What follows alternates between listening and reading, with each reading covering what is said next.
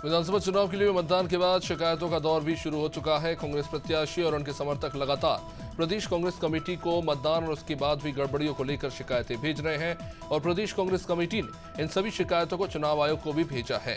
प्रदेश Congress committee के कोषाध्यक्ष अशोक सिंह ने कहा कि पीसीसी के जो भी शिकायतें पहुंच रही हैं उन पर शिकायत पहुंचाई जा रही है।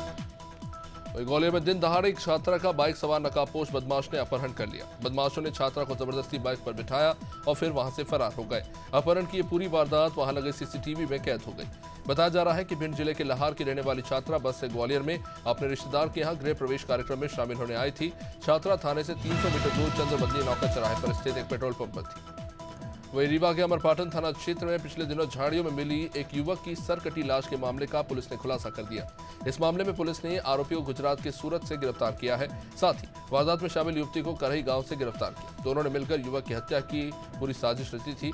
पुलिस ने बताया कि शैलेंद्र ने पैसों को लेकर हुए विवाद में आरोपी के साथ अपनी हत्या कर दी। गढ़ाकोटा में रैली से कांग्रेस प्रत्याशी ज्योति पटेल पर हुए हमले के विरोध में पूर्व मुख्यमंत्री दिग्विजय सिंह गढ़ाकोटा थाना पहुंचे, जहां उन्होंने कांग्रेस प्रत्याशी और कार्यकर्ताओं के साथ हुए घटनाक्रम को लेकर एडिशनल एसपी लोकेश सिन्हा को ज्ञापन सौंपा। साथ ही इस पूरे मामले में निष्पक्ष जांच कर कार्रवाई करने की मांग की। शिवपुरी में भदौरिया परिवार की महिला सहित 3 लोगों की हत्या का मामला सामने आया है। बता दें कि नरवर तहसील के चक्रामपुर गांव में फर्जी वोटिंग के चलते 3 लोगों की हत्या की बात सामने आई। हत्या के बाद रामपुर गांव खाली हो चुका है। गांव में एक ही भदौरिया परिवार रहता है और बाकी कुशवाहा परिवार रहते हैं।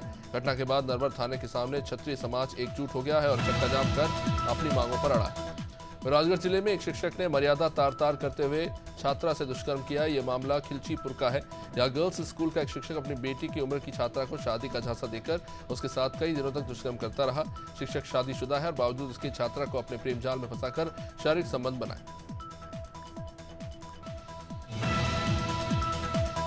छत्तीसगढ़ में 1 नवंबर से धान खरीदी शुरू हो चुकी है। वही अब त्योहारों के सीजन खत्म होने के बाद धान खरीदी में एक बार फिर तेजी देखने को मिली है। खेरागढ़ के लगभग सभी खरीदी केंद्रों में बफर लिमिट से अधिक धान खरीदी हो चुकी है, लेकिन धान न उठने के कारण खरीदी केंद्रों के प्रबंधक परेशान हैं और शासन प्रशासन से जल्द ठोस पहल करने की मांग कर रहे हैं। खेरागढ़ श्रीगदान जिले की पुलिस ने दुष्कर्म के आरोपी को गिरफ्तार किया है। 21 साल की पीड़िता ने श्रीगदान थाने में पहुंचकर रिपोर्ट दर्ज कराई। पीड़िता के मुताबिक जब अपने ससुराल में थी तब आरोपी भूपेश वर्मा ने घर में घुसकर उसके साथ दुष्कर्म किया और किसी को बताने पर जान से मारने की धमकी दी। पीड़िता की शिकायत पर पुलिस ने आरोपी भूपेश वर्मा को गिरफ्तार कर लिया। रायगढ़ तहसील न्यायालय में अलग ही नजारा देखने को मिला। यहाँ एक प्रेमी युगल ने पुलिस की मौजूदगी में शादी रचाई। रायपुर के रहने वाले राकेश अरोरा खरसिया में आयकर अधिकारी हैं और उनका खरसिया की ही अंकिता मित्तल से करीबियां थी, लेकिन दोनों की जाति अलग होने के कारण परिवार वाले शादी होने नहीं दे रहे थे, जिसके बाद दोनों घर से भाग गए। बाद में पुलिस ने इन दोनों को परिवार वालों की शिकायत पर पकड़ा, लेकिन इनकी बाद में शादी करा दी गई।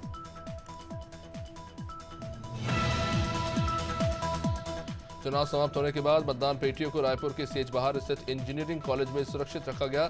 सुरक्षा के मद्देनजर विशेष इंतजाम किए गए। स्ट्रांग रूम की सुरक्षा को लेकर एएसपी नीरज चंद्राकर ने कहा कि स्ट्रांग रूम की सुरक्षा के लिए उचित दिशा निर्देश दिए गए हैं। सुरक्षा बलों की कड़ी निगरानी में सुरक्षा रूम में रख दिया गया है। आसपास के क्षेत्रों को भी लगातार निगरानी में रखा गया है।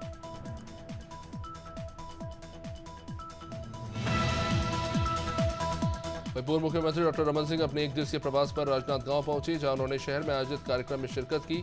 इस दौरान पूर्व सीएम ने प्रदेश में स्पष्ट बहुमत के साथ बीजेपी सरकार बनने का दावा किया। उन्होंने कहा कि 3 दिसंबर को मतगणना होनी है, लेकिन उसके पहले अलग अलग विधानसभाओं से बहुत उत्साहजनक समाचार मिल रहे हैं।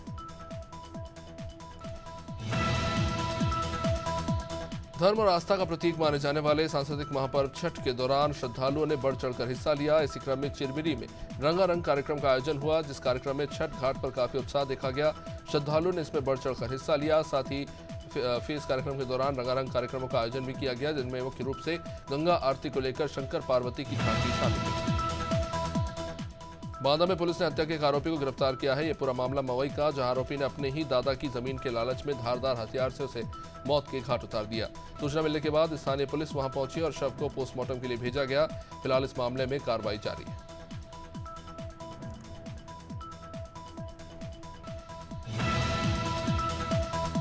बहराइच में महिलाओं ने उगते हुए सूर्य को अर्घ्य देकर नमन किया और घरों में कोसी कलश स्थापना की। महिलाएं माता छठी की मंगल गीत गाकर पूरी रात माता को मनाती रहीं।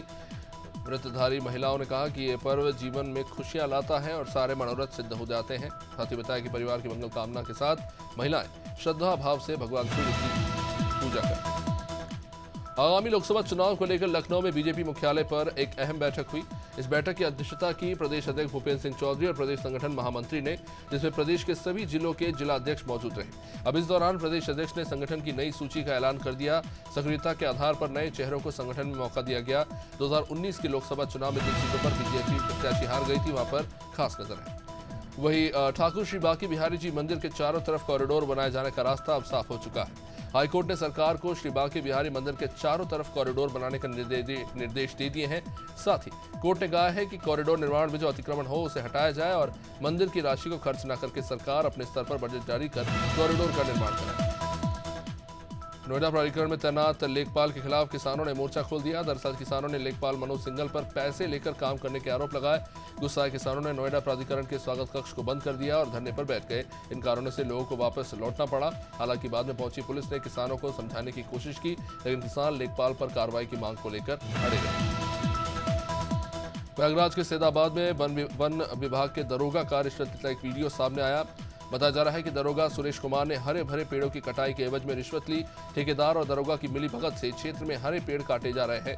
प्रयागराज डीएफओ महावीर को जलगी का ये कहना है कि मामला उनके संज्ञान में है। फिलहाल जांच जारी है। जो भी दोषी होगा उस पर कार्रवाई होगी।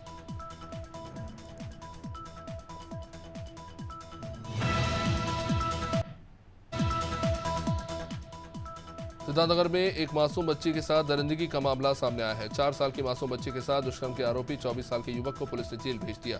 पीड़ित मासूम का इलाज माधव प्रसाद त्रिपाठी मेडिकल कॉलेज में चल रहा है, जहां उसकी हालत खतरे से बाहर बताई जा रही है। पीड़ित बच्ची और आरोपी युवक दोनों ही एक ही गांव के निवासी हैं।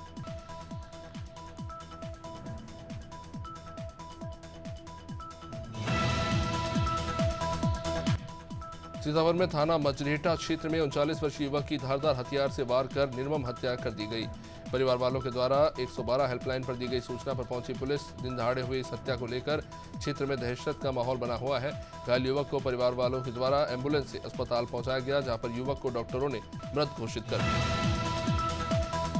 जनपद फारुखाबाद के थाना कंपिल पुलिस ने अवैध हथियार की फैक्ट्री चलाने वाले 3 शातिर अपराधियों को गिरफ्तार किया। पुलिस अधीक्षक विकास कुमार ने प्रेस वार्ता को लेकर जानकारी देते हुए बताया कि 3 आरोपियों को गिरफ्तार किया गया है। मौके से 37 असला बरामद हुए हैं। 20 देशी तमंचे और 9 अलग अलग तमंचों के साथ काफी सारे अधवैध तमंचे भी जब्त किए गए। बहराइच के नानपारा के सामुदायिक स्वास्थ्य केंद्र में दबंगों ने धारदार हथियार के साथ महिलाओं और बच्चों के ऊपर हमला कर दिया। आधा दर्जन से भी अधिक लोग इसमें घायल हो गए। कोतवाली नानपारा के भोपतपुर में एक्सीडेंट में घायल परिवार के ऊपर यह हमला हुआ। अस्पताल में हर तरफ मरीजों में अफरा तफरी दिखी। दबंग की दबंगई को देखते हुए चिकित्सक भी डर गए। बलिया के नगरा थाने में आने वाले परशुरामपुर गांव में 19 नवंबर एक किसान की जमीन पर गांव के कुछ लोगों ने जबरिया पुआल रखा। इसे रखने से जब मना किया गया तो दबंगों ने लाठी डंडे से पूरे परिवार को बुरी तरह से पीटा। इसकी शिकायत नगरा थाने में तो की गई, लेकिन कोई कार्रवाई हुई नहीं, जिसके बाद पूरा परिवार एसपी के पास पहुंचा अपनी शिकायत लेकर।